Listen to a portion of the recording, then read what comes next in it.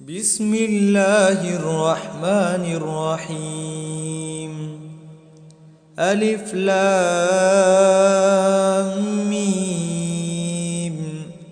ذلك الكتاب لا ريب فيه هدى للمتقين الذين يؤمنون بالغيب ويقيمون الصلاة ومما رزقناهم ينفقون والذين يؤمنون بما أنزل إليك وما أنزل من قبلك وبالآخرة هم يوقنون أولئك على هدى من ربهم وأولئك هم المفلحون. إن الذين كفروا سواء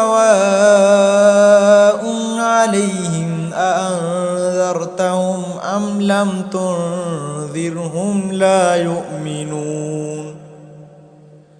ختم الله على قلوبهم وعلى سمعهم وعلى أبصارهم غشاوة ولهم عذاب عظيم. ومن الناس من يقول آمنا بالله وباليوم الآخر وما هم بمؤمنين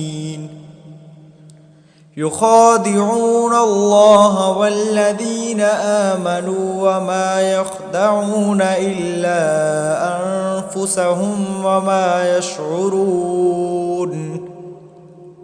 في قلوبهم مرض فزادهم الله مرضا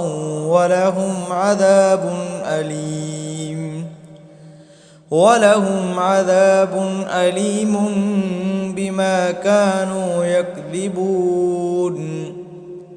وإذا قيل لهم لا تفسدوا في الأرض قالوا إنما نحن مصلحون ألا إنهم هم المفسدون ولكن لا يشعرون.